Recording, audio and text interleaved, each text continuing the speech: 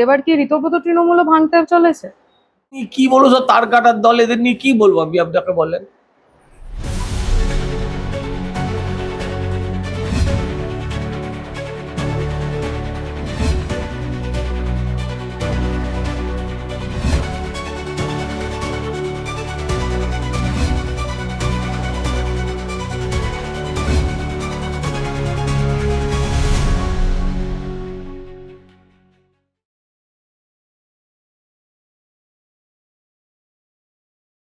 সামনে 21শে জুলাই, প্রথম যখন 21শে জুলাইয়ের ঘটনা ঘটে সে সময় দেখা গেছে ভোটার কার্ডকে একমাত্র পরিচয়পত্র করার দাবিতে একটি মিছিল করা হয়েছিল। কিন্তু সত্যি মিছিলের দাবি যদি ভোটার কার্ড নিয়েই হতো তাহলে মিছিলটা ইলেকশন কমিশনের দিকে যাওয়ার কথা ছিল, কিন্তু মিছিলটা যাচ্ছিল প্রশাসনিক ভবনের দিকে। এর পিছনে কি কারণটা রয়েছে বলে সেই আপনার মিছিলে মনে হয়? আমি ছিলাম।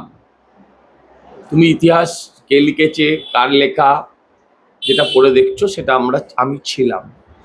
যুক্তিতর্কের খাতিরে হতে পারে নির্বাচন কমিশনের অফিসে যাওয়া উচিত ছিল, কিন্তু সেদিনটা ছিল মহাকরণ ঘেরাও। সেদিনটা ছিল মহাকরণ ঘেরাও, 4-5 দিক থেকে মহাকরণ ঘেরাওয়ের ডাক দেওয়া হয়েছিল। সেই দিনটায় আমরা ছিলাম। আমরা নো কার্ড নো ভোট এই স্লোগানটা কেন দিয়েছিলাম? কারণ বিনা কার্ডে তৃণমূল সিপিএম তখন ভোট চুরি করে, ভোট লুট করে তারা বারবার নির্বাচিত হচ্ছে। ফলে আমাদের স্বাভাবিক ক্ষোভ, দাবি কারোর কাছে থাকলেও স্বাভাবিক ক্ষোভ আমাদের ছিল জ্যোতিবাবুর ওপরে। কিন্তু মমতা ব্যানার্জি সেই আন্দোলন সফলতার পর তিনি পরবর্তীকালে যা করলেন সেটা অত্যন্ত ঘৃণ্য। এই ভোটের ভরাডুবির পর থেকে আমরা দেখলাম তৃণমূল দলটা দুই ভাগে ভাগ হয়ে গেল, একটা কালীঘাট তৃণমূল, একটা ঋতব্রত তৃণমূল। তাহলে যে সামনে শহীদ দিবস, মানে তাদের বাড়ির লোককে আর ডাকে বলে আমার মনেও হয় না। ডেকেই বা কি করবে? ডেকেই বা তৃণমূল দলটাই তো শহীদ হয়ে গেছে। তৃণমূল দলটাই তো শহীদ হয়ে গেছে। শহীদদের পরিবারকে নিয়ে টানা হেচড়া না করাই ভালো, এটা আমার অনুরোধ। শহীদের পরিবারকে নিয়ে অনেক খেলা দেখিয়েছেন, ক্ষমতায় এসেছেন, হ্যাঁ, তারপরেও শহীদদের জন্য কত কি করেছেন আমার জানা নেই। এই লাশ, এই রক্তের ওপর দিয়েই তো মমতা ব্যানার্জি মুখ্যমন্ত্রী হয়েছিলেন। আজকে সেই মমতা ব্যানার্জি আবার সর্বহারাতে পরিণত হয়েছেন। আমি অনুরোধ করব শহীদদের পরিবারকে নিয়ে আর টানাটানি করবেন না। দেখা যাচ্ছে কালীঘাট তৃণমূল ছেড়ে এবার ঋতব্রত। শহীদরা এই জন্য শহীদ হয়নি যে আপনার ব্যাংক ব্যালেন্স বেরোবে, আপনার পার্টির ব্যাংক ব্যালেন্স বেরোবে হাজার হাজার কোটি টাকা। এরা এই জন্য শহীদ হয়নি যে আপনার ভাইপো হেলিকপ্টার কিনবে পার্টির টাকায়, সেই টাকায় হাওড়া শিয়ালদা করে বেড়াবে। এর জন্য মানুষ শহীদ হয়নি। অতএব শহীদদের নিয়ে টানাটানি না করাই ভালো। কালীঘাট তৃণমূল ছেড়ে এবার ঋতব্রত তৃণমূলে আরো এক তৃণমূলের প্রাক্তন বিধায়ক তাপস চট্টোপাধ্যায়। ও তো দুদিন আগেই চলে গেছে, আর এইসব নিয়ে কি কথা বলবো? ওরা কোন ঘরে বসবে, কোন ঘরে শোবে, কার ঘরে গিয়ে খাবে, আমার তাতে কি যায় আসে? আমাদের কি যায় আসে? আমাদের এখন কাজ হচ্ছে মানে 50 বছরের জঞ্জালকে সরিয়ে 5 বছরের মধ্যে উন্নয়নের আলো দেখানো বাংলার মানুষ। ঋতব্রত তৃণমূলে যোগদান করার দুদিন পরেই দেখা গেল যে মদন মিত্র তিনি কালীঘাট তৃণমূলের যে কর্মসূচি রয়েছে সেখানেও এসে যোগদান করছেন।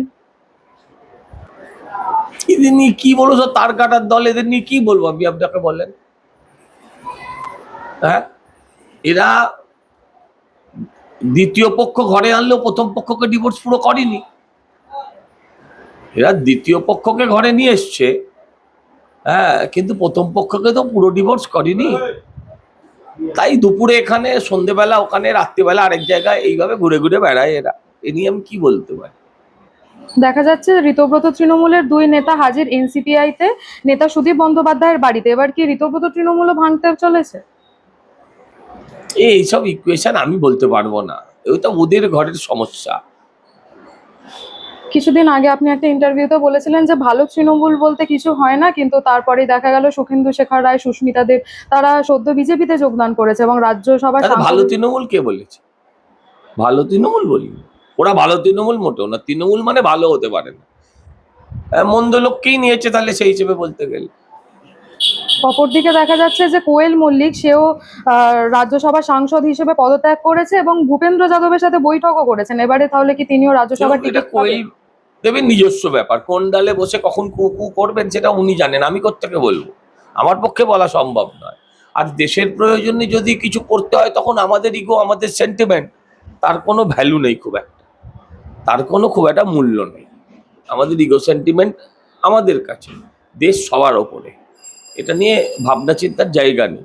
আমাকে ভাবতে হয় এদের টেনিওর ছিল, আমাদের ভাবতে হয় এদের টেনিওর ছিল, অথচ আমরা বিল পাস করাতেও পারছিলাম না। বিল পাস করাতে গেলে আমাদের রাজ্যসভায় সাংসদও দরকার, এটাও ভাবতে।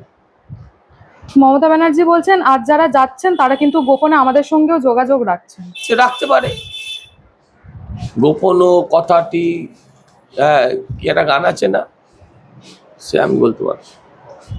এতদিন আমরা দেখেছি ব্যাস, যে আর না, আর কয়েক না, আর- না, আর দু না, একটা। না, না, না, আচ্ছা, আর দু এরম একটা। করো, এরম করো, এরম করো প্লিজ।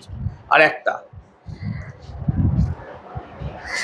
এই যে নিটের মতো সর্বভারতীয় এলিট পরীক্ষার প্রশ্ন ফাঁস ঘিরে উত্তাল হয়েছে দেশ জুড়ে, শিক্ষামন্ত্রী ধর্মেন্দ্র প্রধানের ইস্তফার দাবিতে লাগাতার 21 দিনের অনশনের পর যন্তর মন্তর থেকে সোনাম ওয়াংচুককে হাসপাতালে নিয়ে গেল দিল্লি পুলিশ। এই বিষয়টাকে কিভাবে দেখছেন?